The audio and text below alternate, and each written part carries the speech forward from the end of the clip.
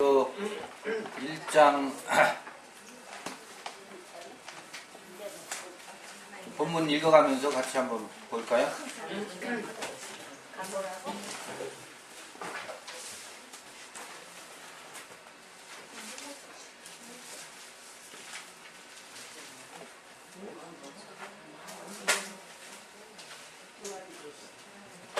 어, 1장 4절부터 6절까지 한번 4절부터 6절까지 같이 읽고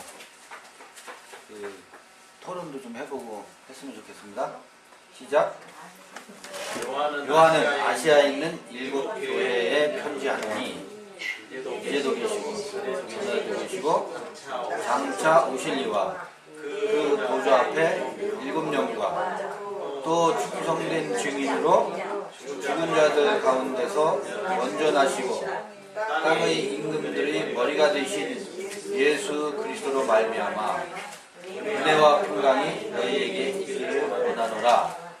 우리를 사랑하사 그의 피로 우리 죄에서 우리를 해방하시고 그 아버지 하나님을 위하여 우리를 나라와 제사장으로 삼으신 그에게 영광과 능력이 세세토록 있기를 원하노라. 아멘.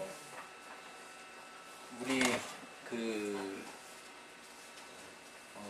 많이 읽어봤던 구절일 것 같아요. 그래서 의례껏 편지 머릿말에 나오는 상투적인 글로 읽어갈 수 있을 것 같은데, 그래도 이들이 하나하나 쓰는 이 표현법이 이 표현에 담아내고자 하는 것이 뭘까, 상투적으로만 하는 이야기일까 생각을 한번 해봤으면 좋겠어요. 보면 아시아에 있는 7교회에 편지하노니, 그래서 7이라는 숫자가 나왔다고 하는 것은 지난번에 7을 한번 살펴본 바 있었고요. 이제도 계시고 전에도 계시고 장차 오실 이와, 요거는 지난번에 이 부분도 좀 살펴봤어요. 생각이 잘 안 나시죠? 생각은 안 나지만 그래도 이게 지금도 계시고 전에도 계셨고 장차 오실, 그러니까 뭐예요? 이 아주 어마무시한 표현이잖아요. 그죠? 전에도 계셨고 지금도 계시고 앞으로도 오실, 이 표현은 적절치 않다. 번역에서 그 부분을 우리가 살펴봤어요. 이렇게 표현을 하면 굉장히 신을 왜곡하게 되어 있어요. 그러니까 그는 우리와는 전혀 격절되어 있는 별개의 어떤 특정한 존재로 표시를 하는데, 이제도 계시고 전에도 계시고 장차 오실이라, 오실 이, 뭐 어떻든 번역 성경으로 이와, 그죠? 그 다음에 그 보좌 앞에 7영과, 그렇게 표현하고 있어요. 7교회에 편지하는데 이제도 계시고 전에도 계시고 장차 오실 이와 그 보좌 앞에 7영과, 그 다음에 충성된 증인으로 죽은 자들 가운데서 먼저 나시고 땅의 임금들의 머리가 되신 예수 그리스도로 말미암아. 그러면 여기서 그냥 우리 번역 성경으로만 보면 은혜와 평강이 너희에게 있기를 원하노라 하는데, 어떤 은혜와 평강이냐면 이제도 계시고 1번 전에도 계시고 3번 장차 오시고 4번 보좌 앞의 일곱 영과 또 충성된 증인이시요 죽은 자들 가운데서 살아나시고 땅의 임금들의 머리가 되신, 요거는 이제 충성된 증인이시요 뭐 죽은 자 가운데 살아나신 이고 땅의 임금들의 머리가 되신 누구? 예수 그리스도로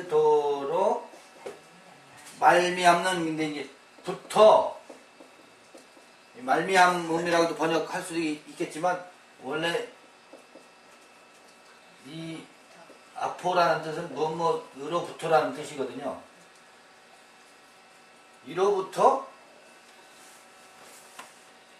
오는 뭐와? 은혜와 평강. 우리 은혜와 평강 좋아하잖아요. 은혜와 평강. 그런데 이 은혜와 평강은 어디에서부터 오느냐면 이제도 계시고 전에도 계시고 이제도 계시고 장차 오실, 이 표현은 우리가 좀 수정을 많이 요하는 부분이지만 거기서 오는 은혜와 평강. 그 다음에 일곱 영과 그랬잖아요. 영으로부터 오는 은혜와 평강 맞나요? 그 다음에 어찌됐든 이러이러한 예수 그리스도로부터 오는 은혜와 평강이래요. 그러니까 은혜와 평강의 출처가 어디예요? 이제도 계시고 전에도 계시고 장차 오실 이, 그다음에 보좌 앞에 있는 일곱 영, 그 다음에 충성된 증인이시오. 충성된 증인이라고 왜 표현할까요? 예수 그리스도를 충성된 증인이라고 표현하죠. 그 다음에 또 죽은 자들 가운데서 먼저 나신 자라고 표현해요. 그죠? 그 다음에 땅의 임금들의 머리라고 표현을 해요. 누구를? 예수 그리스도를 그렇게 표현을 해요. 그렇게 형용하고 있어요. 요거 좀 같이, 왜 이렇게 요한은 편지 수신자들에게 은혜와 평강의 출처를 이렇게 형용하고 있을까? 그냥 은혜 받으세요, 평강이 있기를 원합니다 라는 상투적인 언어가 굉장히 뭐 그런 말이 아닌 것 같아요. 그죠? 예수가 그 길을 걸었기 때문에. 예수께서. 그러면 요 하나하나 한번 볼까요? 이제도 계시고라는 말이 뭐라 그랬죠? 에이미 동사의 현재 분사다. 있어 왔고 계속 있는 오고 있는 우리의 영성의 존재적 표현이에요. 우리 안에 끊임없는 표현이 이렇게 표현해도 될라나? 그리스도의 낮추심을 표현하는 거거든요. 영성의 현현이에요. 우리 안에 나의 나됨의 아주 생생한 그 표현이, 여기서 번역이 이제도 계시고 전에도 계시고 장차 오실 자 이렇게 표현하면 나와 상관이 없는 우르릉쾅쾅 어디서 오시는 분으로 묘사가 되어 있잖아요. 그것이 아니고 그리스도의 현현 신성의 내 안에서 지금 나타나시는 아주 생생한 표현이고, 이게 나의 나됨의 지금 놔두시고 계신 현현의 모습이거든요. 이거를 구약적 표현으로 하면 야훼예요. 야훼 하나님. 기가 막힌 표현이에요. 이 호온, 호엔, 엘코마이, 이게 히브리어로 표현하면 야훼라는 뜻입니다. 야훼는 나는 나다라는 뜻이거든요. 그것을 이제도 계시고 전에도 계시고 장차 오실 자라고 해놓으니까 그런 분이 어떻게? 나와 상관없이 별도로 계셨고 지금도 계시고 앞으로 오셔서 우주를 심판하고 뭐 백보자 심판하고 우리는 뭐 지옥 보낼 사람 지옥 보내고 천국 보낼 자 천국 보내고 이렇게 번역이 되어 있어요. 이렇게 해서는 곤란하다. 근데 여기로부터 오는 은혜와 평강이래요. 그 다음에 일곱 영으로부터 오는 은혜와 평강이래요. 그 일곱이라는 일곱 영을 우린 그 창세기 7일 창조를 비유해서 일곱 영을 살펴봤었어요. 그죠? 그래서 이제 그러면 하나, 둘, 셋 이거 하면 열하나, 열둘 예수와 그리스도. 물론 여기 충성되고 뭐 죽은 자로부터 살아나시고 또 세상 임금들이 머리가 되셨다. 이건 예수 그리스도의 형용어니까 하나, 둘 이렇게 하면 그것도 또 열둘이 돼요. 근데 그 표현은 그렇게 해서 열둘이라고 하는 것은 너무 연연하지 마십시오. 여기서도 열둘이 나오더라는 정도로만 보시면 돼요. 이 열둘이 어떻게 야고보 12 아들들이 12 족속이 되잖아요. 근데 야고보의 그럼 이 야고보의 12 아들 얘기를 하면 또 곁길로 빠져나갈 것 같은데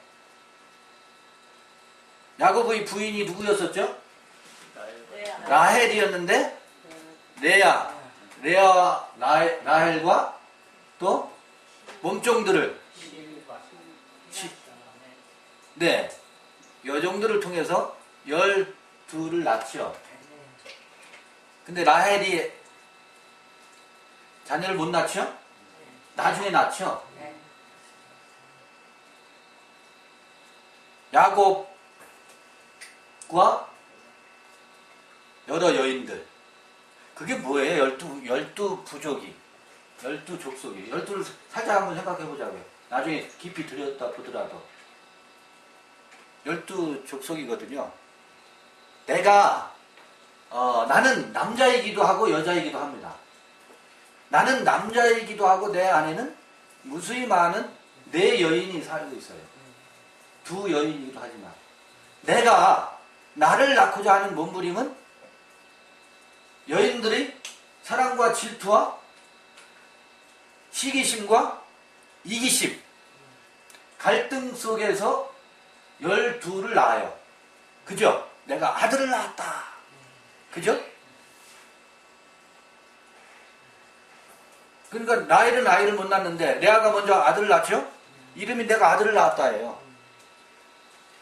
우리 안에 있는 마음의 세계에 12 기둥, 12 족속, 그러니까 내가 버팅기고 사는, 첫사람이 버팅기고 살아가는 힘의 원동력이요. 12 기둥이에요. 전부 시기, 질투, 이기심. 으로 우리의 첫사람의 세계가 어떻게 되어 있어요? 구성이 되어 있습니다. 처음 예루살렘 성전은 그렇게 구성되어 있어요. 그 12 족속이 내 안에 고스란히 있는 것이 사실인 것 같습니다. 이랬던 나, 어려서부터 형제 간의 다툼과 갈등, 친구들과 성장기에 우리의 모습은 그 12 속에 다 수렴이 될 수 있습니다. 12 족속이 우리 안에 딱 내 인생의 무엇으로? 12기둥으로 세워져 있어요. 하나도 예외가 없어요. 아들 낳는 것은 시기 질투 속에서 낳는 겁니다. 이게 나다. 나도 이런 사람이야. 내가 승리했다. 이제 지식이 들어와요. 단을 낳습니다. 단. 그건 그게 아니야. 심판자라는 뜻이거든요. 우리는 내 속에 단족속이 있어요, 없어요? 심판할 때의 쾌감. 그게 아니야. 사람아, 이 사람은 무슨 소리 하는 거야. 그때의 그 쾌감과 쾌락. 이게 나를 지탱해 왔죠. 우리 기둥이에요. 우리 삶의 기둥. 누구도 이 12족속, 12부족이 이 안에서 살지 않는 사람이 없어요. 성전은 12기둥입니다. 땅에 있는 예루살렘의 성전을 우리 마음의 세계를 형성하고 이루어가는 12기둥이에요. 그걸 가만히 하면 그 야곱을 둘러싸고 있는 여인들과 그들이 낳고 있는 아들들, 자녀들을 보면 다 내 모습이다.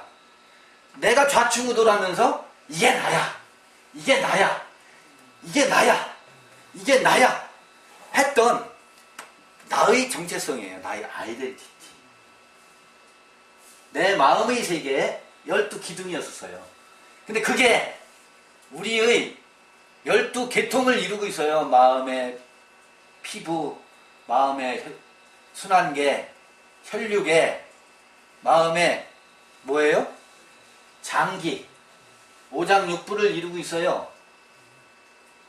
12계통을 이루고 있어요. 그 12기둥이. 가만히 봐보세요. 내가 심판의 칼을 휘둘렀어. 그런데 더 큰 누가 와서 더 센 법이 와가지고 찾아와서 나의 옳고 그름의 판단의 기준을 와르르 무너뜨려서 너 틀렸어 하는 순간 우리는 어떻게 돼요? 아, 내가 맞았는데 다른 사람이 나보고 틀렸대. 그 순간 마음이 와르르 무너져요. 내가 철석까지 믿었었는데 그 나의 판단이 순식간에 무너지는 경험 얼마나 많이 우리 삶이 그래 왔던 것 같아요.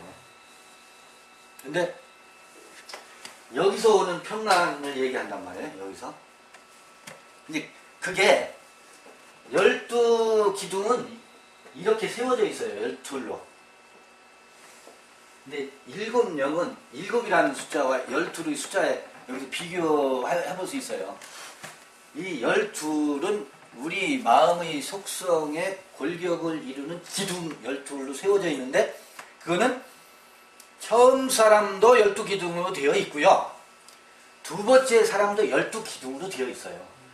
근데 두 번째 사람에는 단지파가 없어졌어요. 그죠? 또 요셉의 두 아들들이 있었죠. 누구였어요? 베냐민하고? 아니 이제 요셉은 아버지고 므낫세죠. 므낫세하고 단지파가 요한계시록에는 안 나와요. 요거 베냐민하고 므낫세는 요셉의 아들들이잖아요. 그래서 11아들하고 이렇게 하면 12인데 요셉으로 하면 12인데 요셉 대신에 베냐민 지파와 므낫세 지파였었는데 므낫세 지파가 없어지죠. 그 다음에 요셉이 요한계시록에 나타나요. 그리고 단이 없어져요. 그래서 12지파가 요한계시록에 나와요.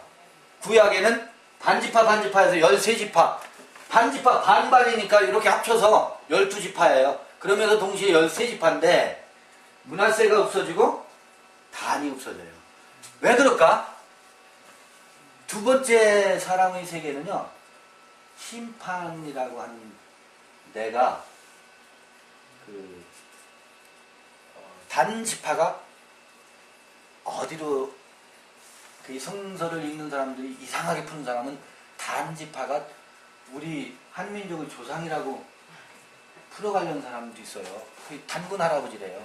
동쪽으로 이동해가지고 창세기에 어느 때부터 단지파가 나오지 않는데 그게 이렇게 동쪽으로 이동해서 한반도에 정착을 했다.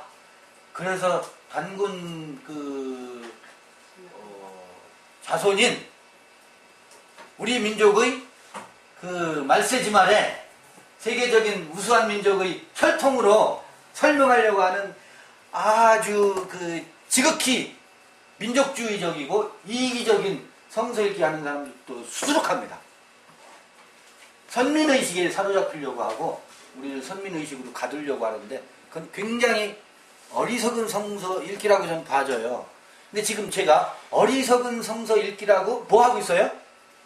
판단. 심판하고 있잖아요. 그게 단의 속성입니다. 단의 속성이에요. 근데 우리는 그 쾌감이 얼마나 좋은지 몰라요. 나는 맞고는 틀렸어. 하나님은 심판자다 라고 하면서 이 단이라는 뜻이 심판자라는 뜻이거든. 두 번째 사람에게는 단이 어떻게 해요? 기둥으로 서 있질 않아요. 우리의 정체성을 세우는 기둥이 아니라고. 심판의 기능이 어떻게 됐어요? 빠져나갑니다. 왜 그럴까요? 이 세계는, 두 번째 사람의 세계는 심판은 어디에서 있어요? 선악의 세계에 있는 거거든요. 생명의 세계에는 선악이 기능하지 않기 때문에 단지파의 존재의 의미가 자리할 수 있어요, 없어요? 없게 되어 있습니다. 요한계시록에 안 나오는 이유예요. 이해되시죠? 네. 그러니까 아직 제가 좀 전에 민족의 우월성을 강조하는 것을 제가 단지파를 심판하잖아요. 제가 이렇게 어리석은 사람이라고 제가 심판할 때 여러분 호응해 주시고 박수 쳐 주시고 나는 쾌감을 느끼죠. 그들과는 다르다. 성서를 보는 그 심판의 기능이 우리한테서 빠져나가야 됩니다. 빠져나가게 돼 있어. 그게 나를 지탱하는 버팀목이 기다 아니다? 아니에요. 우리의 정체성을 이루는 게 아닙니다. 이거 기가 막힌 얘기예요. 그게 빠져나가야 우리 안에 선민의식이 사라져요. 선민의식이 있는 한, 나만 구원받았다라는 의식이 있는 한, 나만 깨달은 자다라고 하는 의식이 있는 한, 그 안에 단지파가 기둥으로 아직 살아있는 거예요. 그러면 그게 뭐 해야 돼요? 심판을 받아야 된다. 그게 징계를 받아야 돼요. 그게 어떻게 해요? 철저히 대적 재앙에 의해서 그게 우리한테 빠져나가려면 얼마나 힘들겠어요. 그랬던 나가 아니라니까. 우리가 이제 십자가에 죽는다 말을 하지만요.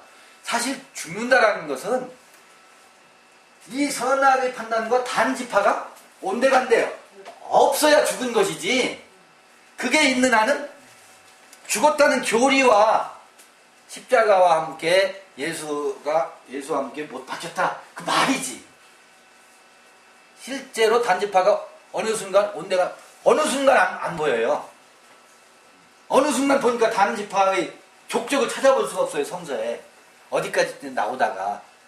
우리의 삶이 마찬가지라고. 어느 순간 그게 어디 갔지?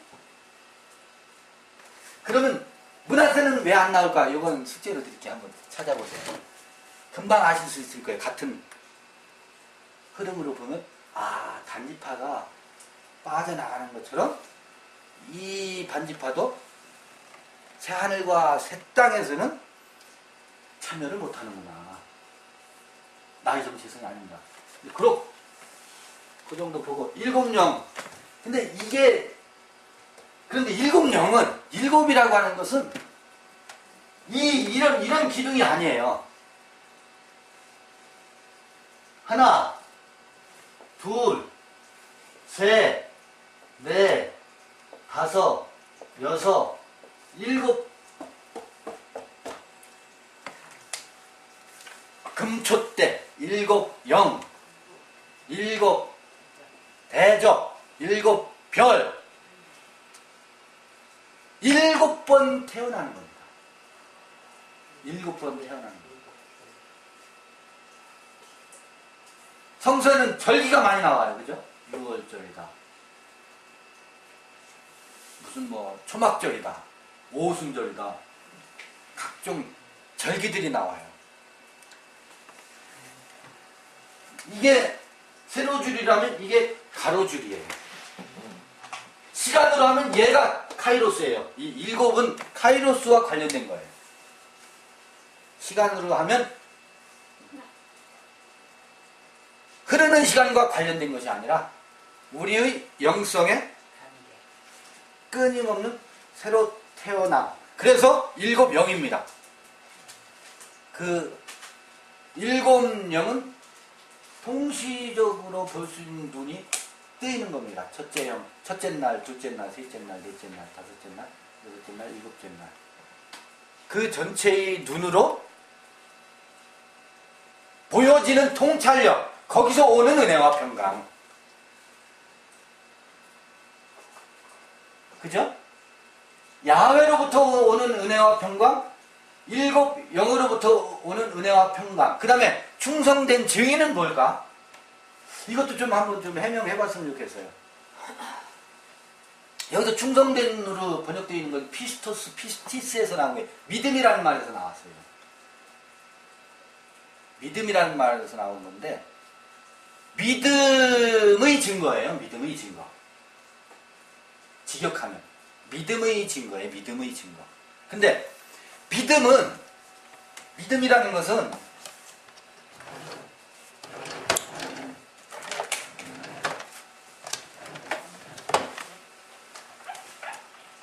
우리는 다 제가 이거 엊그제 목요일날 적어놓은 건데 갈릴리 사람들이 사도행전에 나오는 거예요. 어찌하여 서서 하늘을 쳐다보느냐.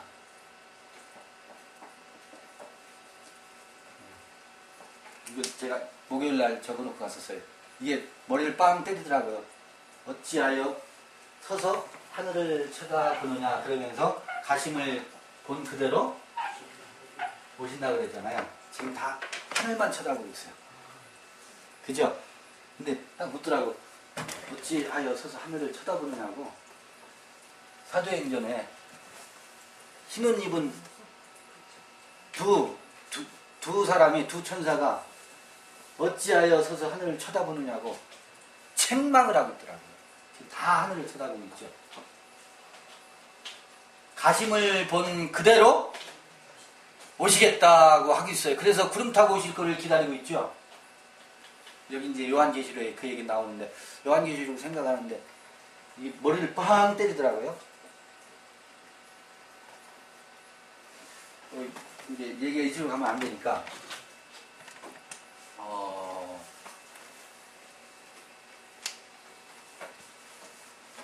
믿음의 충성된 증인이라고 했거든. 충성된 증인.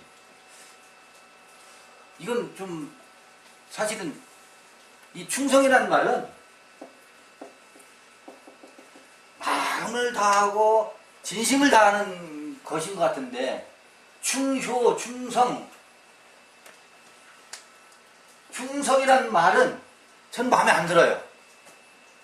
여러분은 어떠신지 모르겠는데 이게 주군의 관계에서 있는 표현이잖아요. 신하가 임금에게 충성하는 개념이잖아요. 충성된 증인.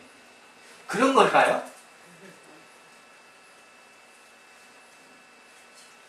이게 충성이라는 말은 저는 불만이 많아 이런 표현들이. 이게 피스티스에서 나온 말인데 신뢰, 믿음의 증거예요. 근데 우리는 우리 믿음을 믿을 수가 없어요. 내 믿음을 믿을 수가 없어요. 사람의 믿음을 믿을 수가 없어요. 믿는다라고 하는 것은 굉장히 어떻게 보면 부정적인 용어예요. 믿어지지 않기 때문에 믿는 거예요. 믿는다는 말이 나와요. 그렇잖아요. 믿는다는 말을 할 필요가 없어요. 믿지 못하기 때문에 나는 너를 믿어 그러거든요. 그건 살짝만 뒤집어 보면 믿어지지 않는다는 얘기예요. 믿고 싶다는 얘기고. 그래서 믿으라. 성경에 예수를 믿으라. 그런 표현이 없어요. 성경에 예수를 믿으라는 말이 없어요. 전부 예수를 믿으려고 하지. 믿지 못한다는 거예요. 오히려 예수의 믿음을 가지라고 표현이 되어 있어요. 하나님의 믿음을 가지라고 표현이 되어 있어요. 그걸 주 예수를 믿으라. 그리하면 너와 내 집이 구원을 얻으리라. 전부 이렇게 명령형으로 번역을 하고 너와 내 집이 구원을 얻으리라. 그게 아니고요. 내가 믿을 수가 없어요. 믿어지지가 않아요. 아무리 믿습니다 해도 믿어지지가 않아요. 예수의 이거 글을 제가 형상과 글에 카페 이 유사한 글을 많이 올렸어요. 아주 근거도 예수의 믿음을 가지라요. 내 방식으로 믿으려고 하지 말고 하나님의 믿음을 가지라는 거예요. 하나님의 믿음. 우리에게 찾아와야 될 것은 예수의 믿음이 찾아와야 되고 하나님의 믿음이 찾아와야지. 그러니까 나의 믿음이 아니고 그의 믿음이 찾아와야 그의 믿음으로 믿어지는 거라. 믿어져야지. 보세요. 내가 가병자매와 오랜 인연을 가지고 교제를 하다 보면 그분에 대해서 뭐가 찾아오죠? 그분에 대한 뭐가 찾아와요? 신뢰가 나한테 어떻게 해요? 찾아오죠? 내가 믿는 거예요? 믿음은 그분에게서 나한테 오는 거예요. 내가 가병자매를 믿는 게 아니에요. 그분에게서 그분의 믿음이 그분의 삶의 방식, 신뢰가 그분으로부터 나한테 찾아오는 것이지. 믿음은 오는 거예요. 믿음은 선물이에요. 내가 믿는 게 아니고 내가 믿는다.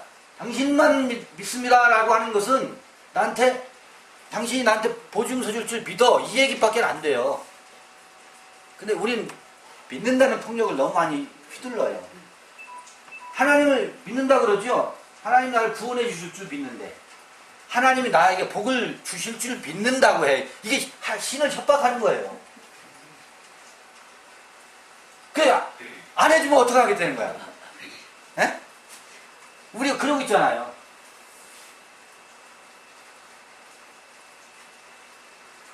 그게 아니라 하나님의 믿음이 우리한테 선물로 찾아와야 돼. 아, 그렇구나.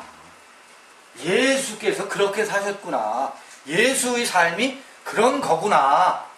그 믿음, 예수의 믿음으로부터 오는 증거. 여기서 충성된 증인이라고 되어 있는데 그게 아니고 그의 믿음이 찾아와서 증거되어지는 그 증거 있잖아요. 그 증거로부터 은혜와 평강이 임하기를 바란다는 거지. 맞아 틀려 맞죠? 믿음이 왔을 때는 마음이 진짜 편안하시잖아요. 믿음이 와줘야 돼요. 믿어졌을 때. 아하 그렇구나. 예수께서 예수의 삶 속에서 이런 삶이 사라졌고 그 믿음을 우리에게 주시려고 했구나 하는 예수가 가졌던 믿음이 우리한테 쏙 들어와줬을 때 생기는 은혜와 평강이 있기를 원한다는 거예요. 한번 그 다음에 보자고요. 그 다음에는 우리 잘하는 것, 아니 잘한다기보다는 너무너무 잘 되뇌인 것. 죽은 자들 가운데서 먼저 나시고 땅의 임금들의 머리가 되신, 죽은 자들 가운데서 먼저 나시고 땅의 임금들의 머리가 되셨대. 이게 무슨 뜻일까? 이거 이해되면 그 충성된 증인이란 말이 믿음의 증거라고 하는 것이 이해될 수 있어요. 죽은 자 가운데서 먼저 나신 자래.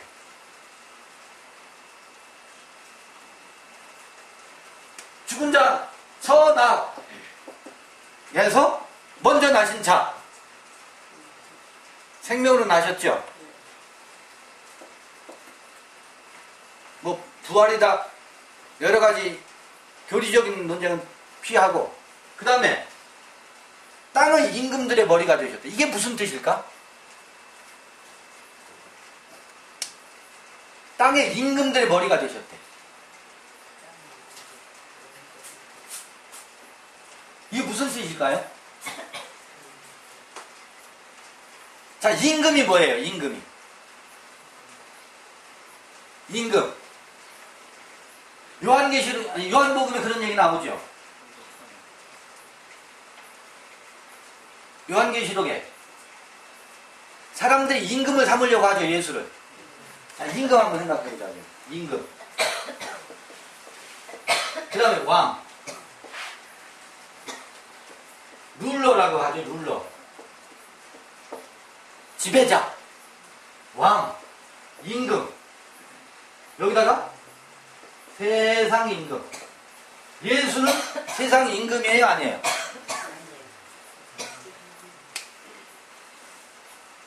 그럼 무슨 임금이에요? 이거 한번 잘 생각 한번 해봤으면 좋겠어요. 사람들이 임금을 삼으려고 하죠.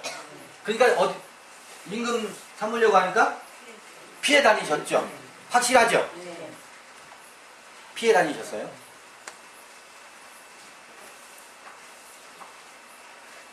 사람들이 임금 삼으려고 하는 그 임금은 어떤 임금이에요? 세상 임금인데 그때 당시로 하면 로마 군합발로부터 우리를 해방시킬, 그죠? 그런 호산나 찬송하리로다 이스라엘의 왕으로 오시는 이여. 이 호산나 찬송가의 노래 속에는 세상 임금으로 오는 예수를 노래하고 있는 거거든. 어렵사? 그런데 예수가 세상 임금으로 오셔서 우리를 구원해 주실 줄 알았는데 십자가에 달려? 아니, 돌아가시는데 돌아가시기 전에 대제사장들에게 고난을 받아 죽어야 된다고 하니까 아우성 치잖아요. 배신 당한 거지. 배신 당했다고? 없이 하소서, 없이 하소서. 십자가에 못 박으소서, 못 박으소서. 누가 그 아우성을 쳤어요? 호산나 찬송하리로다 이스라엘의 왕으로 오시는 이여라고 찬송을 불렀던 군중들이 못 박으소서, 못 박으소서 한 거예요. 왜? 왕으로 오시는 줄 알았더니 그게 아니야. 그러니까 배반감 때문에 못 박으소서, 못 박으소서 했죠. 자, 그러면 예수는 그럼 어떤 왕일까? 거기서는 이 세상 임금을 심판했어요. 예수가 심판한 거예요, 이게. 예수가 이스라엘 백성들 속에 있는 예수상을 심판한 거예요. 자기를 못 박음으로 해서. 그건 확실한가요? 그러면 도대체 예수는 어떤 왕이란 말인가? 우리에게. 어떤 왕이길래 땅들의 여기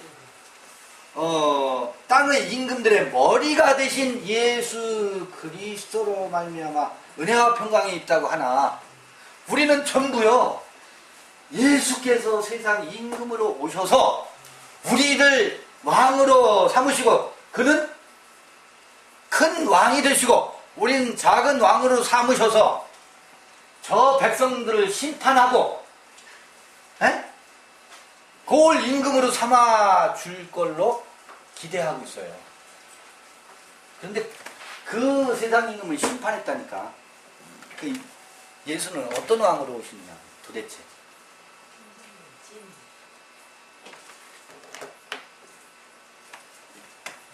대개 사람들은요 왕노릇을 지금 다 서로가 왕노릇 하려고 공부하고 왕노릇 하려고 돈을 벌려고 하고 왕노릇 하려고 대학 가고 왕노릇 하려고 재산 모으고 전부 우리의 삶은 왕이 되고자 하는 삶입니다. 룰이라고 해요, 룰. 그런데 사람들은요, 봐보세요. 모든 사람들 위에 뭐 하려고 그래요? 군림하려고 합니다. 지배하려고 합니다. 다스리려고 합니다. 기싸움에서 지면 어떻게 돼요? 기가 팍 꺾여요. 부부간에도 왕권 다툼하는 거예요. 신혼여행 갔을 때 기선제압당하면 어떻게 평생 잡혀 살지요? 여기 잡혀 사시는 분 많아 보니까. 잡으려고 하시는 분들 많아. 그게 뭐예요? 임금으로 타려고 그래요. 왕권을 획득하려고 해요. 왜 예수 믿는지 아세요? 왕이 되려고. 10골 분배받으려고.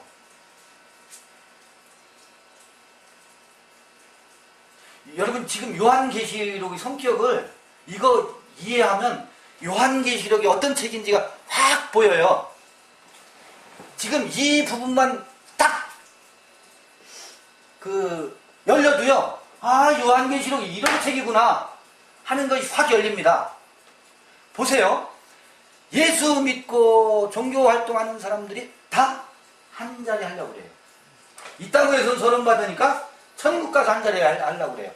누구를 필두로 해서 예수, 만왕의 왕이신 예수로 말미암아 구원도 받고 거기서 왕노릇 하겠대. 룰 오버를 하겠대. 다른 사람을 지배하고 다스리겠대. 비지배의 압박에서 살았던 서름을 예수 믿고 천국 가서는 좀 훌훌 털어내 보겠대. 이게 짐승입니다. 그때의 예수가 짐승이에요, 짐승. 그 예수를 짐승이라고 해요. 이름은 예수라는 이름을 뒤집어 쓰고 있지만 그때의 예수는 뭐다? 요한계시록 13장에 나오는 짐승입니다. 짐승.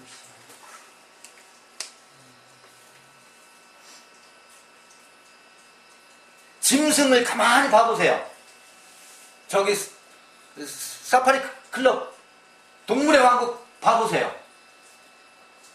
그 그룹의 리더가 되는 사람들, 되는 짐승들은 뭐예요? 힘이에요. 그룹의 리더는 사자의 세계 봐보세요. 힘으로 지배하고 다스립니다. 근데 우리는 첫사람은 늘 힘으로 지배하고 다스리는 것이 타고난 속성입니다. 물리지 않으려고 그래요.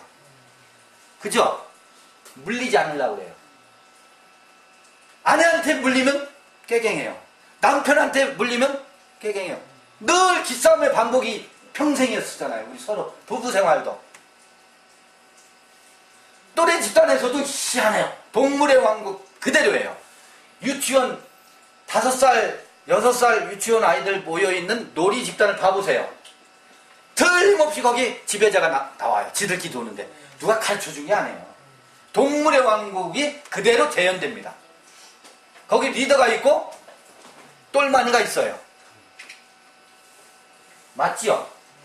요한계시록은요 이 메커니즘을 확 뒤집는 책이에요. 룰 오버가 아니라는 거예요.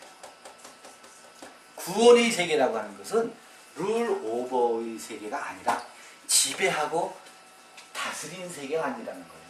지금 땅을 정복하라 그러죠?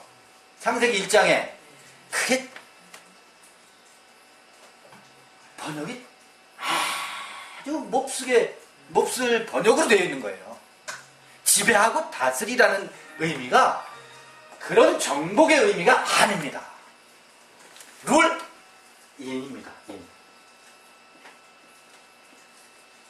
이게 개혁이고 이게 혁명입니다. 이게 요한계시록의 핵심입니다. 여러분 구원 하는데요. 구원 전부 내버리세요. 그 구원 말장난입니다. 나는 구원받았다고요?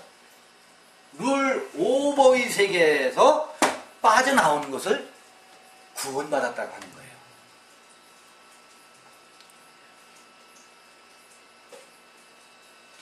예수는요, 세상 임금으로 오신 게 아니라 세상 임금을 어떻게 했어요? 처단했습니다. 그리고 어디로 들어갔어요? 그러니까 땅의 임금, 땅의 왕으로 와서 이스라엘을 통치하고 왕권을 휘두르면서 통치하고 다스리러 오신 분이 아니라니까. 그런 메시아로 온 게 아니라니까. 유대인들은, 제자들은 그런 예수를 열망했어요. 갈망했어요. 그래서 그를 왕으로 옹립하려고 했어요. 그 세상 임금을 심판했어요. 심판하고 어디로 들어간지 아세요? 제자들이 어디로 들어갔어요? 속으로 들어갔습니다. 겉에서 군림하고 다스리고 지배하고 끌고 가는 게 아니라, 통치하는 게 아니라 어디로 들어갔다고? 제자들의 마음속으로 들어갔어요.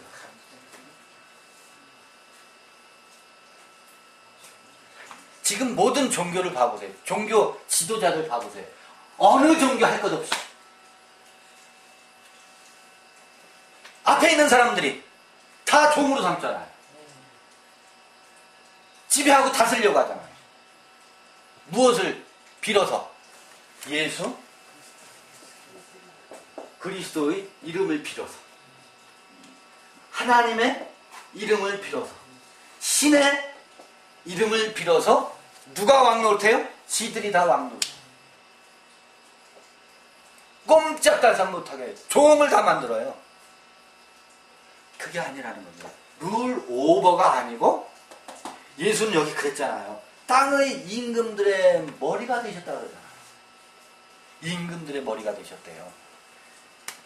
룰 오버의 머리가 되신 게 아니에요. 그 룰 오버의 위에서 군림하고 지배하고 다스리는 그 왕권을 휘두르는 임금이 되셨다는 얘기가 아닙니다. 보세요. 여기 땅의 임금들의 머리가 되셨다 그랬죠?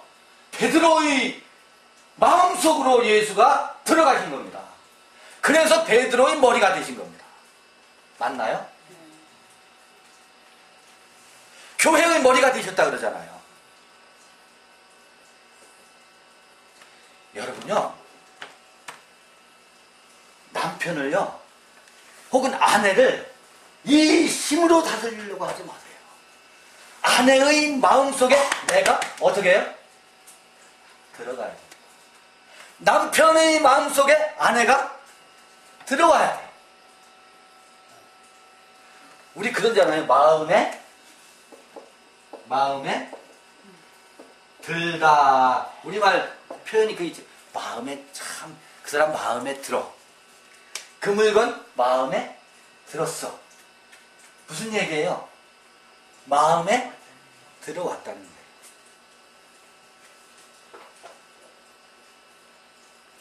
마음에 드세요?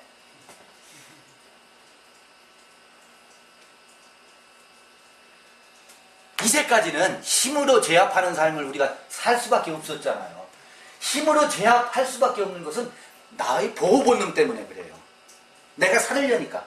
왜냐하면 내가 힘을 키우지 않으면 제압당하니까, 지를 뺏기니까. 그 폭력 앞에서 내가 살으려니까 내가 어떻게 해야 돼요?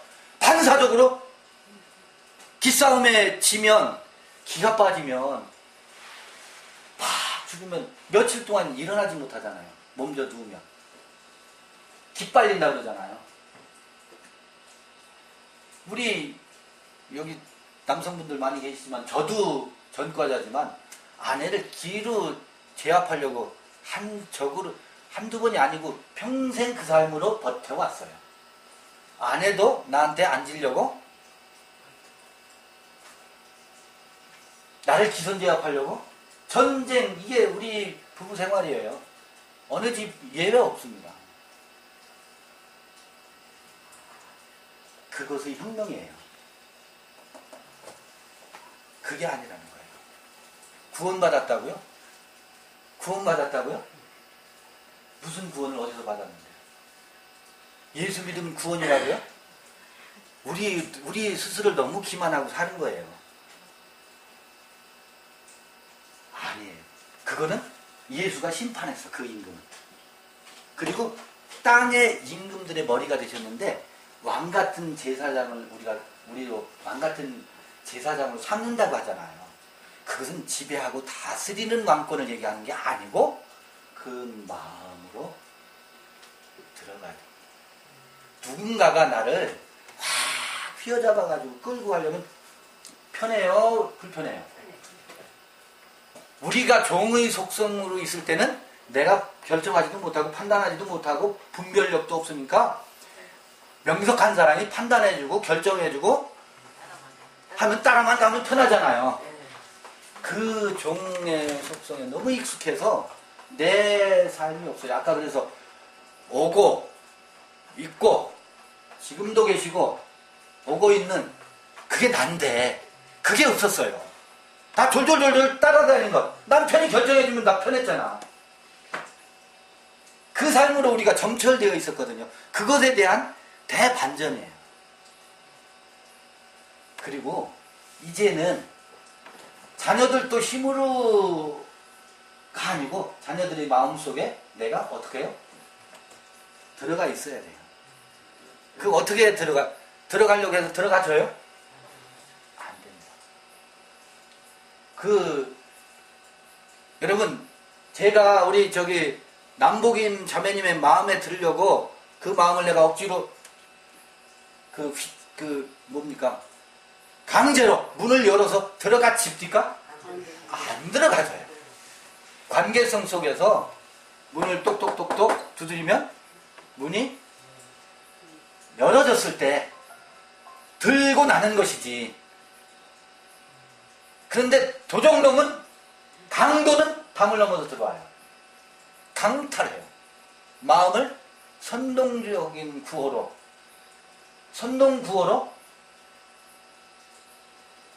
확 사로잡아가지고 마음을 홀린다 그러잖아요. 홀라당 마음을 어떻게 해요? 그건 마음이 홀려서 넘어가는 것이지 마음속으로 그 사람을 영접한 게 아니에요. 강도의 구렬에 내가 어떻게? 사로잡혀가는 거지. 마음에 영접된 게 아닙니다.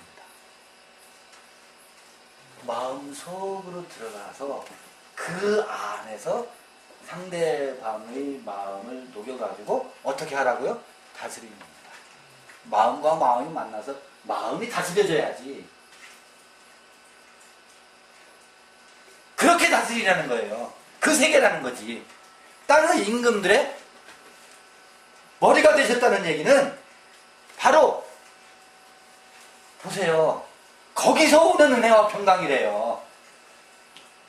그러니까 거기서 오는 은혜와 평강의 실체라고 하는 것 조금 감이 오시죠? 그 폭력적 지배구조에서 오는 은혜와 평강이 아니에요. 내가 다 해줄게. 나만 따라와. 에서 얻어지는 은혜와 평강이 아니라니까. 전부 예수 그리스도가 세상 임금이 돼가지고 짐승이 돼가지고 그것으로 다 오늘날 너나 할 것 없는 종교들이 그 폭력적 구조로 끌고 가고 있습니다. 거기 가면 구원받는데 거기 가면 왕이 된대. 이런 사기가 어디 있어요? 이건 시대의 사기 정도가 아닙니다. 여러분요, 조이파리 사기 유명하죠? 그 사기 정도가 아니에요. 이거는 우리는 그때 그 사기 당한 거 있는지를 몰라요. 참 희한해.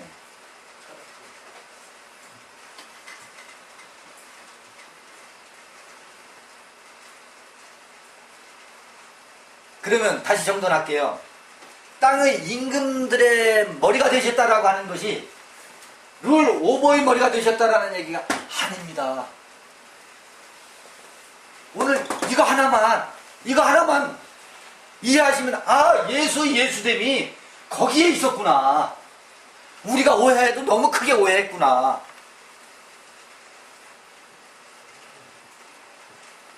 그 안에 들어가서 그 속에서 마음을 다스리는 것. 거기서 오는 은혜와 평강이 너희에게 있기를 원하노라. 그러면 그 은혜와 평강의 척도가 어떤 것일까? 여러분들이 한번 생각해 보세요. 우리가 그냥 은혜와 평강 입에 바른 은혜와 평강 말고 입 발린 평강 말고 저녁 식사들 하셔서 지금 소화시키느라고 정신 집중 안 돼요. 많이 피곤하실 거예요.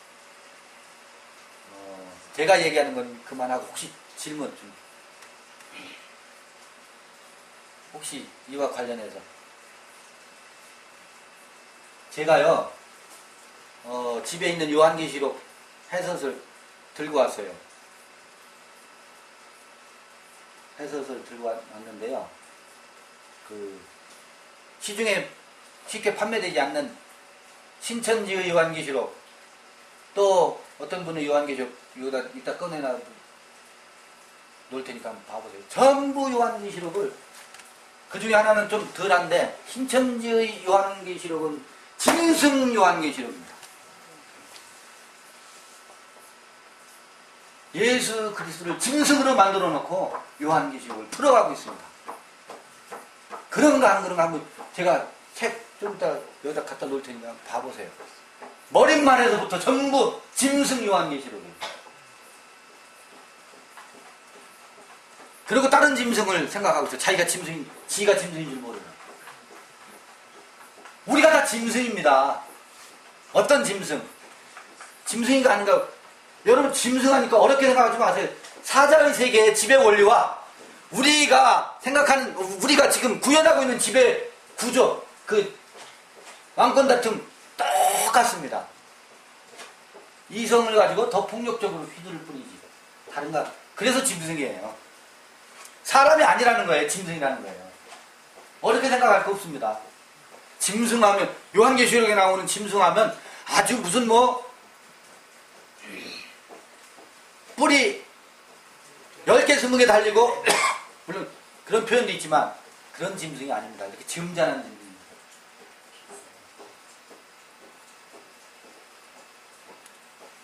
우리 그 마음의 세계에, 의식의 구조에 그렇게 되어 있는, 이거 뒤집어 가는 책입니다. 요한계시록이요. 그래서 여기 인사말에 나오는 이런 하나의 표현들이 세심하게 보고서 읽어가면 지혜가 쉽게 읽혀져요. 그래서 한 단어 한 단어 한번 이렇게 살펴봤습니다. 되짚어봤어요. 질문. 토론 한번 해보시죠. 주영재님. 제가 일곱하고 열둘 그거에 대해서 성경을 좀 찾아봤거든요. 네, 좀 크게 여러 사람 들리게. 일곱하고 일곱 숫자 일곱하고 열둘. 그래서 이제 좀 생각해 보려고 이제 성경 얘기를 뒤질 걸 봤는데. 네. 옛날에 이제 들은 것도 있었고 옛날에 좀 있고 그런데 그 첫째 날, 둘째 날 이게 창세기에 나온 그런 것도 우리가 알고 있잖아요. 네. 느헤미야스인가 거기 보면 성이 이렇게 있는데 예루살렘 성이 있는데 그 느헤미야가 성을 재건하는데 네. 무슨 문 이렇게 나오더라고요. 네. 일곱 문 나오더라고요. 네. 양문 어문 이렇게 쭉 일곱 문 나오는데 네. 그거 하고 이제 이렇게 또 첫째 날, 둘째 날하고 이게 약간 좀 통하는 것 같기도 하더라고요. 네. 그런데 열둘은 통입니다. 그것이 우리의 어떤 마음의 세계에 뭔지 감을 못 잡겠더만. 열둘 감 잡기가 어려워요. 네, 일곱은 그래도 어느 정도 네. 양문하고 어문, 그 다음에 무슨 골짜기 문, 예문이 이렇게 나오는데, 네. 그런 어떤 과정이구나 하는 게 약간 좀, 지금 아까 얘기했잖아요. 시간적인 약간 뭐가 있다고. 네. 혈급이 쌓이면서, 이게, 바로 줄 네. 세로들이 뭐가 12개가 있다고 생각해야 돼. 네. 기둥이니까 세로로 표현한 것 뿐이에요. 뭘까 해봤는데 좀 감이 안 잡히더라고요. 네, 12를 이해하려면 야고보의 12아들을 봐야 되고요. 예수의 12제자를 살펴봐야 돼요. 그리고 옛사람들이 12를 유난히 집착해요. 히브리인들이. 아니, 그렇잖아요. 유다가 12제자 중에 빠져나갔으면 그냥 11제자 하면 되잖아요. 꼭 왜 12를 채워 넣어야 되느냐고. 별 크게 마띠아라는 존재는 공생의 기간, 존재감이 없잖아요. 그럼에도 불구하고 기둥은 12기둥으로 채워요.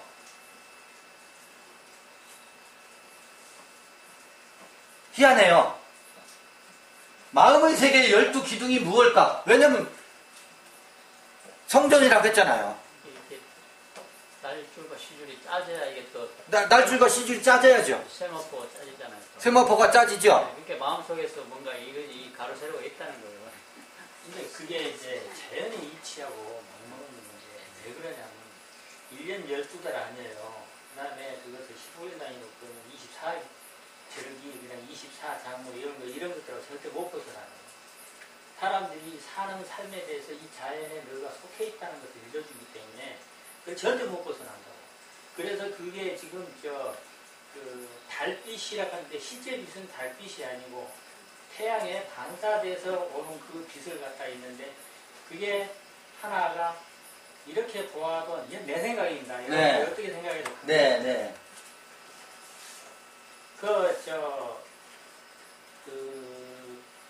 내한테서 그 종한테서 단이 태어난 과정이 있어요. 그런 것도 있고, 그 다음에 이제 이 신약 시대 와서 제자 하나가 예수님을 배발하고 또 제비뽑기에서 채우는 그런 과정도 있고, 그랬을 때 하나의 그거는 하나의 달이라고 보면은 빛을 반사해 보아하고 어떤 역할을 한다 이렇게 봐도 내 생각은 그렇습니다. 그러니까 나한테서 마음을 바로잡을 수 있고 이해되게 해준 그 부분들도 있어요. 그래서 내 이해도지 여러분도 보고 그렇게 이해하라는 것은 아니에요. 지금 12달로 표현하셨잖아요. 1년을 12달로 표현하지요. 그게 생명의 순환 사이클인 거 분명하지요. 이게 또 자연의 한 생명의 순환 사이클이죠. 과일이 12달마다 과일을 따먹는다 그랬잖아요. 네. 분명히 뭔가 우리가 또 마음속에서 뭔가 이루어지면서 12달입니다. 네, 뭔가 이루어지면서 또 알아지는 것들 그런 것. 이 생명의 사이클을 보면 12달로 틀림없이 그 순환해요. 근데 12달은 여성의 생리, 달거리와 그 12달이 맞아요. 4년마다 한 번 윤달이 있어서 12달은 또 보정이 돼요. 보정을 또 해요. 양력으로 또 12달로 태양력이 있고 태음력이 있어요. 태양과 달과의 이 미묘한 관계에 의해서 12달은 4년에 한 번씩 보정되고 태양력으로 하면 또 1년 12달이고 거기 그 10이나 이 마음의 세계 12기둥을 이루는 12이나 다 생명의 순환 사이클을 하나의 그 대제사장이 1년에 한 번씩 들어가는 그 생명의 순환 사이클이나 다 상징적 의미가 연관관계가 있습니다. 12기둥이나. 근데 12은 마음의 세계의 12, 우리 육체를 12계통으로 나누듯이 마음의 세계에 12줄이 있어요. 마음의 심장이 마음의 대장이 뭔지 아세요? 마음의 대장? 전에 제가 말씀드렸었죠? 뭐라고요? 머리입니다. 머리가 마음의 대장이에요. 장기 중에 대장이라고. 마음속에는 온갖 양식들이 다 들어와요. 유익균과 유해균이 다 들어와요. 선악의 지식도 들어오고 생명의 지식도 들어오고 맛있는 것도 들어오고 맛 없는 것도 들어와요. 온갖 잡스러운 것도 들어와요. 심지어는 내가 그럴 수 있느냐라고 하는 모욕 같은 것들도 머릿속으로 들어와요. 기억력 속으로 들어와요. 트라우마로 들어와 있어요. 그렇죠? 그것이 무엇을 만들어가요? 거기서 그 많은 정보들이 기억력 속에, 머릿속에 들어와가지고 그 정보를 그 머릿속에서 뭐 해요? 비벼요. 소화시키고, 분해시키고, 마음에 양분을 흡수할 건 흡수하고, 배설할 건 배설합니다. 맞나요? 네. 그리고 마음의 양식으로 섭취할 건 섭취해요. 거기가 대장입니다. 섭취할 때 독소가 있는 것은 간 내서 독을 걸러내듯이 해독하듯이 내 마음이 견뎌내려고 남편의 그 독침을 받았어도 그 독침에 맞고 쓰러지지 않고 일정 부분은 아이고 저 왼수 하면서도 해독할 건 해독시키고 마음에 양식으로 삼을 건 삼아서 내 마음은 어떻게 해요? 키워갑니다. 그런데 많은 양식 중에 마음의 양식 영양분을 충분하게 공급되면 마음이 살쪄요. 마음이 넉넉해져요. 마음이 풍요로워져요. 그런 사람의 그 넉넉한 바다와 같은 마음은 온갖 것을 다 받아들여도 정화해낼 능력이 있는데 새 가슴을 지닌 마음은 요거만한 것도 소화를 못 시켜요. 소화 장애를 일으켜요. 그죠? 밴댕이 소화. 밴댕이 소갈이면 뭐예요? 소화를 못 시켜요. 그래서 장내 유해균이 더 들끓게 돼요.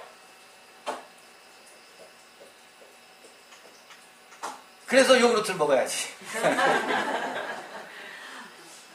청량제를 먹어야지.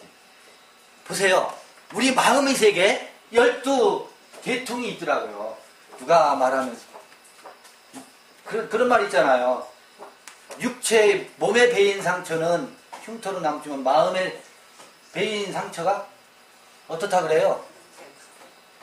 뼛속까지 가잖아요. 마음의 상처. 그게 무슨 얘기예요? 마음에 피부가 있다는 거 아니에요? 마음에 피부가 있다는 얘기잖아요. 마음에 베인다니까요. 그러니까 저는 이렇게 보는 거예요. 이게 너무 저는 자명하다고 봐요. 옛 사람들도 마음의 세계를 읽어낼 때 우리 몸을 본 거예요. 그 깨어있는 통찰력이 있었던 사람들이 오늘날처럼 의학이 발달해가지고 12계통으로 이 인체를 분류할 정도로 그렇게 의학이 세분화되고 그렇게 발전하기 전이었을 거예요. 그래도 고대 의학에도 뱀의 독을 이용해서 해독제가 있었고 의술이 전부 그 뱀의 독에서 약들이 개발되고 했다고 그러잖아요. 고대 이집트라든지 고대 의술이라고 이 육체의 12계통에 대한 통찰력이 없었겠느냐? 전 있었다고 봐요. 마음의 세계를 꿰뚫었던 옛사람들의 지혜자들은 그 12계통을 통해서 마음을 상징화시켜서 말하지 않을 방법이 없습니다. 마음을 표현해낼 수 있는 것은요, 그 그림자, 비유가 육체 이상 더 큰 비유는 있을 수가 없어요. 우리 마음의 세계를 들여다볼 수 있는 현미경 있잖아요. 그건 우리 육체의 12계통의 모양을 통해서 마음의 세계를 들여다볼 수 있는 이게 MRI 기계가 우리 육체예요. 마음을 들여다보는 현미경이라고 저는 보는 거예요. 그래서 12기둥이에요. 그러고 보니까 12 그 지파 있잖아요. 그게 12속성이에요. 보니까 마음을 이루고 있는 12속성이야. 보이는 것도 많냐 보이지 않는 것은 그렇습니다.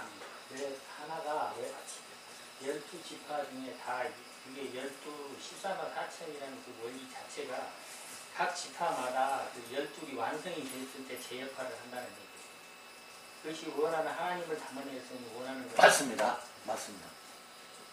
그죠? 이해되시죠? 그러니까 간이 간다워야 되고 장이 장다워야 되고 건강한 장이 지금 12지파의 그 12,000이에요. 각 지파마다 12,000 그걸 더해서 숫자로 따지니까 14만 4천인데 각 지파마다 12이 원리를 다 이해했을 때 기둥 역할을 한다니까. 그 기둥 안에 하나님이 정확하게 존재하신다. 12,000이라고 하는 것은 12,000. 12,000. 잘 한번 생각해 보세요. 순환계가 건강하고 튼튼한 게 12,000이에요. 혈류계가 건강하고 튼튼한 게 12,000이라니까. 마음의 세계, 영성 세계의 그 풍족함, 풀리스하는 것을 14만 4천이라고 합니다. 이게 숫자의 비유에 담겨져 있는 오묘함이거든요. 개별적인 14만 4천이라는 얘기 아닙니다. 한번 가만히 봐보세요. 생각해 봐보세요. 안 그런가? 법궤가 어디 있는데, 법궤를 중심으로 그 광야에서 이동을 했잖아요. 법궤가 어디 있어요? 우리 마음을 얘기하는 거잖아요. 그 신약에서 바울이라든지 마음 성전을 아주 명쾌하게 해석해놨잖아요. 구약에 그 많은 이야기 속에 담겨져 있는 것을. 그것을 이상하게 짐승의 세계로 끌고 나가서 요한계시록을 풀이하고 있다는 거 제가 첫 책 보여드릴게요. 또 네. 의견. 제가 이걸 제 의견입니다. 저는 그렇게 보여져요. 그리고 아까 그 성전 재건이라고 그랬잖아요. 성전이 한번 무너진다니까요. 우리 무너지게 되어 있어요. 이경만이 살 길이라고 하고 붙잡았던 거 있잖아요. 그거 와르르 무너져요. 그 사사 중에 누구 있었죠? 삼손이 성전 기둥을 어떻게 해요? 무너뜨리죠? 사사가 무너뜨리잖아요. 그 무너지게 되어 있어요. 여러분들이 우리 세게 그 기둥을 세워놓고 성전 건축하고 있어 보세요. 돌 하나도 돌 위에 남지 않고 무너지게 되어 있어요. 성전은 재건하게 되어 있습니다. 재건하게 되어 있습니다. 그 재건은 룰 오버로 재건되는 게 아니고 룰 인으로 재건된다니까. 이게 성서 얘기예요. 요한계시록이에요. 요한계시록 풀어나가는 열쇠입니다. 그러니까 우리가 지금 우리가 몸살을 앓는 이유가 있어요. 룰 인 하기 위해서 몸살을 앓는 거예요. 룰 오버에는 우리는 더 이상 숨 막혀서 못 살겠다고 아우성 여러분들이 치고 계신 거예요. 룰 오버? 너 싫어. 룰 오버? 난 견딜 수가 없어. 내가 여기까지 왔는데 지배당해? 그럼 제가 여러분을 지배하려고 하면 여기 한 사람도 안 계실 겁니다. 여러분들 속에 제가 들어가서 여러분들과 들고 나는 성전문은 어떻게 해요? 꼴을 들고 나는 문이에요. 마음의 문은 들고 나는 것이지 담장 넘어 들어가는 것은 강도라고 그러잖아요. 지금 여기서 강도짓을 할 수가 없게 되어 있어요. 누군가가 강도짓 하면 아파서 못 견딘다고 아우성 치게 돼 있어요. 우리는 고장났어요. 룰 오버에서는 고장이 났어요. 고장났어요. 자유부인이 된 거야 지금 다. 자유부인이 되면은요 여러분 오해하지 마세요. 자유부인이 되면 남편으로부터 나는 자유롭다. 아내로부터 나는 자유롭다. 졸혼. 우리 졸혼이다. 요새 유행인. 여러분 이거 그 졸혼이라는 거 그거 좀 수정하고 싶지 않으세요? 졸혼하고 싶죠? 네. 결혼하고 싶어요. 졸혼은 벗어나고품에 대한 그 열망인데요. 졸혼을 넘어서서 마음과 마음 안으로 그것이 안 돼요. 그것이 안 되니까 졸혼이라도 하고 싶은 거죠. 네. 근데 이제 결혼하고 싶어요. 내가 있으니까 결혼하고 싶지. 없어봐 왜 결혼하고 싶지? 그래서 졸혼을 넘어서서 늘 인으로 가야 돼요. 그것이 안 돼요. 태어나. 그 일찍 깨달아요. 그러니까 구원 받으면 돼요. 근데 구원이 안 돼요. 그래서 구원이 돼야 돼요. 그래서 예배소 교회에 편지하노니 그러잖아요. 예배소 교회에 편지하노니 그러잖아요. 7교회에 나오는데 거칠게 표현하면 될 대로 되라예요. 예배소라는 말의 여러 가지 의미가 있는데 그 중에는 되어지는 대로 되게 하라 라는 의미도 있어요. 예배소 교회에 편지하노니에는 되어지는 대로 되게 하라. 그러니까 우리는 할 수 있다. You can do it. 이 구호에 익숙해서 나도 할 수 있다를 외치는데 여기서는 룰 오버의 세계예요. 할 수 있다는. 그거 아닙니다. 되어지는 대로 되게 하라. 룰 인으로 가야 돼요. 남편 안으로 들어가야 돼요. 안으로 들어가야 남편을 어떻게 할 수 있어요? 녹일 수 있어요. 다스릴 수 있어요. 무슨 얘기냐면 남편 마음에 들어야 돼요. 그 안마기 어떻게 들었나? 맞아야 진짜 죽어도 안마기. 죽어도 안 들. 안마기. 그런데요. 내가 아이들과 관계를 해보니까요. 애들 마음에 아빠가 마음에 들어야 되잖아요. 내가 아이들 마음에 드는 저도 이제 지금 연습하고 있는데요. 애들 마음에 아빠는 안 들어요. 그런데 내가 걔네들 마음에 드는 방법이 하나 있더라고요. 이게 표현은 식상한 표현이 될 수 있는데 걔네들한테 지니까 걔네들 마음에 애들이만 마음에 들어도 좋아해요. 내가 걔네들 애들한테 져주니까 걔네들 마음에 든대요. 그래요. 저럴 수 없는데 뭐 길이 안 돼. 지금 근데 져줄 수가 없다 그러잖아요 지금. 사건이 안 맞은데요. 그러니까 그게 져주는 것이 어떻게 져주는 것인지 잘 봐보세요. 이길 수 있는 걸 져줘야 돼요. 이길 수 있는 걸 져줘야 돼요. 근데 이것도 전략적으로 계획적으로 져줘야지 해서 져주는 것은요 잔머리예요. 그렇게 잔머리 굴리지 말고요.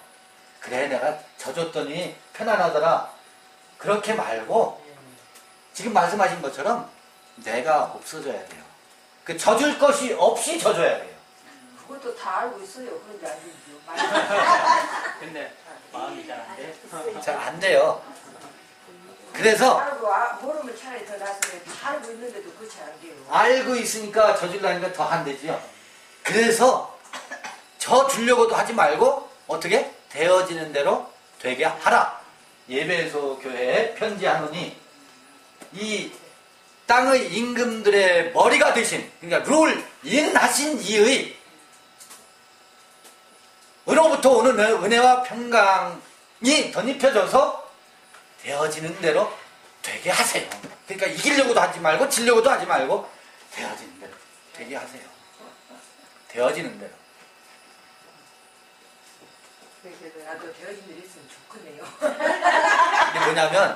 그게 뭐냐면 아까 우리 마음의 장기는 뇌라 그랬잖아요. 네. 뇌에 뭐가 있어요? 내장 지방이 잔뜩 있는 게 이게 교리예요. 우리가 알고 있는 지식. 참 지독한 질병이에요. 내가 알고 있는 것. 져줘야 된다더라 라고 하는 지식. 지면 이긴다더라 하는 지식. 지면 이기는 게 아니에요. 지면 지는 거지. 지면 이기는 게 아니고 지면 그의 마음에 들어가는 거예요. 그의 마음에 들어가면 뭐가 되는지 아세요? 그의 마음을 녹여낼 수가 있어요. 희한하더라고요. 내가 아들의 마음을 휘어잡아가지고 내 말을 듣게 하려고 할 때는 얘는 날뛰어요. 팍 튀고 들이받아요. 근데 희한하죠? 내가 걔 마음에 드니까 뭘 부탁하면 잘 들어줘요. 그 자녀들과의 관계를 봐보세요. 억압해서 걔를 굴복시켜가지고 내 마음에 들도록 하게 하려고 하면 절대로 마음이 안 움직입니다. 근데 내가 걔 마음에 들어가잖아요. 그랬을 때 걔 마음을 살짝 건드리면서 뭔가를 부탁해 봐보세요. 명령하지 말고. 명령하는 것은 걔 마음에 드는 게 아니에요. 룰인의 방법이에요. 방법이랑 이상하지만 룰인이에요.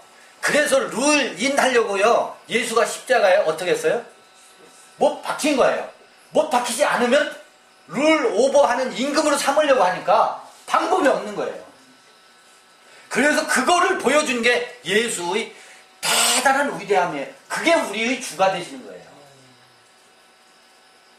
우리의 주라고 하는 것은 룰인의 머리가 되셨다는 얘기지 룰 오버의 머리가 되셨다는 얘기 아닙니다. 그런 의미에서 땅의 모든 임금들의 머리가 되셨다는 얘기거든요. 그 말이 참 이해가 안 돼. 이해하려고 할 필요 없어요. 그냥 하나만 기억하세요. 아, 마음에 들다? 마음에 들어야지. 맞아, 마음에 드는 거.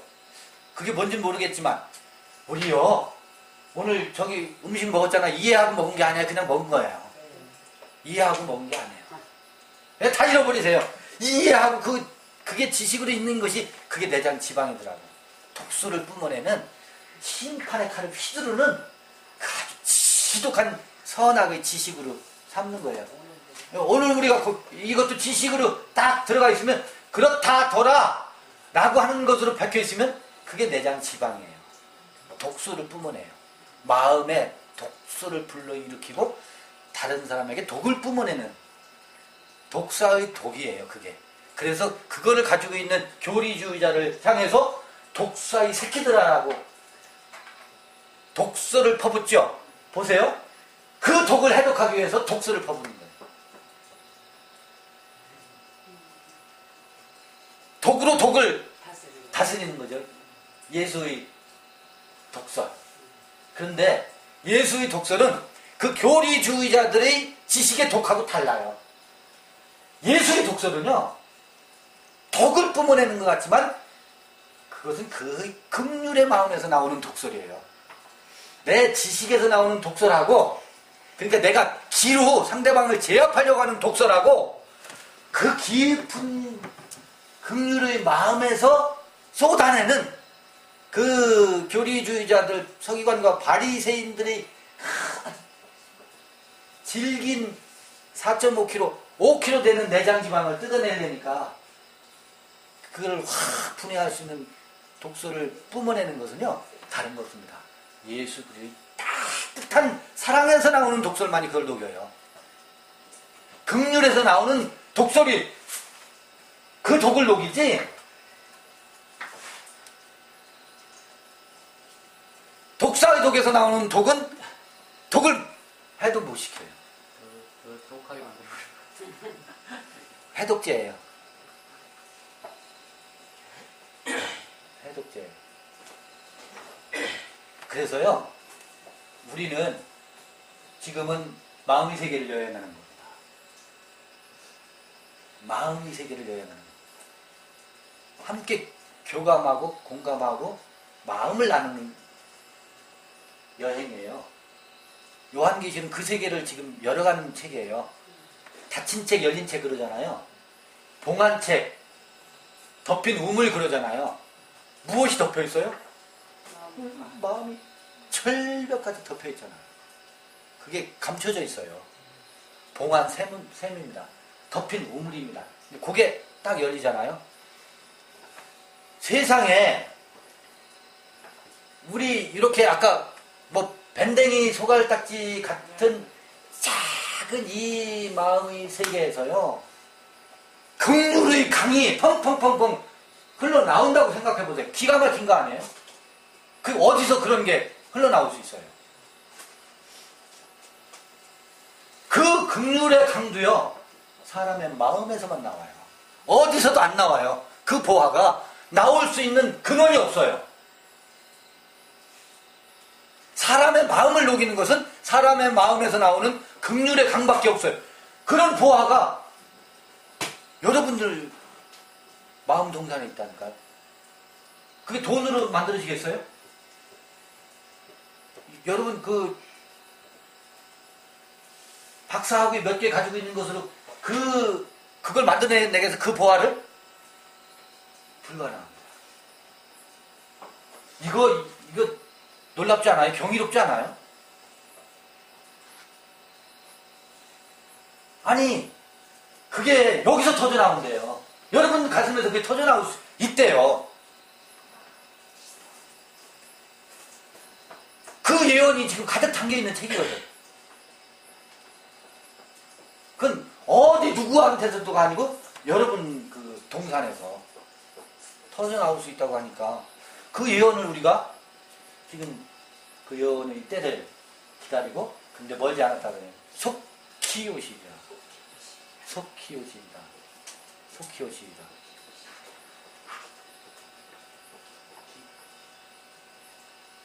저는 저도 그걸 기다리는 여행을 하는 중에 여러분들하고 인연이 닿은 거예요.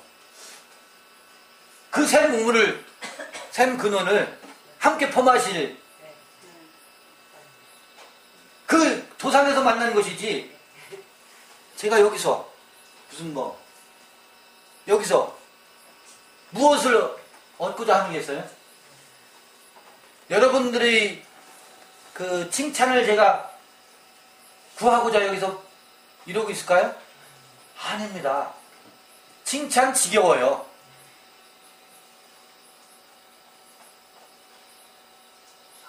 그게 얼마나 큰 공헌지 아세요? 칭찬이라는 게. 머리 좋다는 얘기 들으시면서 잘하신 분들, 저 아이는 진짜 둘도 없이 착한 아이야. 그 소리 듣고 잘하셨죠? 여기 계신 분들 다 그 소리 듣고 모범생 컴플렉스에 다 사로잡혀 계신 분들이에요. 칭찬 얼마나 여러분들 칭찬 듣고 사시느라고 그거를, 우리 가병자매요, 칭찬 그거 도망갈까봐 그 모범생 컴플렉스에 짓눌려서 사셨어요. 지금까지 보니까 교회로부터 칭찬, 자녀로부터 우리 엄마는 착한 엄마야, 남편으로부터 착한 아내야, 이 소리 떠날까봐 전전긍긍하면서 그리스도인의 아름다운 인격으로 그 칭찬을 계속 유지해 가시려는 그 무거운 짐, 칭찬 그냥 던져버리세요. 그거 지겨운 거예요. 칭찬받으려고 하지 마세요. 나는 나대로, 거칠면 거친 대로, 고우면 고운 대로, 그냥 있는 그대로 마음으로 들어가야지. 마음에 들어야지. 마음에 들려고 하는 것을 칭찬받는 모습으로, 모범생으로 그 사람 마음에 들어가려고 하면 실패합니다. 반드시 저 사람이 저런 사람이 아니었는데 저럴 수 있어? 이 비난이 칭찬 속에는 항상 양날의 칼로 같이 갑니다. 그렇죠? 반드시 그 뒤끝 장면이 있어요. 칭찬 속에는. 9번이잖아. 한 번에 먹으면 다 거꾸로 든다. 완전히 박살나요. 칭찬만 하려고 하지 마시고, 칭찬하려도 마시고 그냥 있는 그대로 하면서 되어지는 대로 그 마음에 들어가서 지배하려고만 안 하면은요, 마음에 들어가 자요. 그 사람을 다 다스리려고만 안 하면 마음으로 들어가서 다스려져요. 비법은 없어요. 그 언저리에 있어요. 그 땅의 임금들의 머리가 되셨다라고 하는 것의 의미를 이전에 생각했던 이 방식으로 가는 것에 어떻게 해요? 지금 출풀이 우리 잠시 몇 사람이 모여서 얘기하지만 이것은 혁명적 선언입니다. 우리가 어렴풋이 알고 있었던 것을 아주 이렇게 명쾌하고 분명하게 이렇게 작은 무리가 모여 있었지만 요한계시록을 읽어가는 첫 머리에서 확실하게 기존의 사람들의 생각과 성경 읽기 방식을 완전히 180도 뒤집는 얘기예요, 이게. 그 개념으로 요한계시록을 읽으니까 안 읽히는 거야. 별 이설 난무하게 되고 억지 해석이 그냥 들끓게 되어 있어요. 요한계시록 주에서들을 봐보세요. 머리가 지끈지끈해요.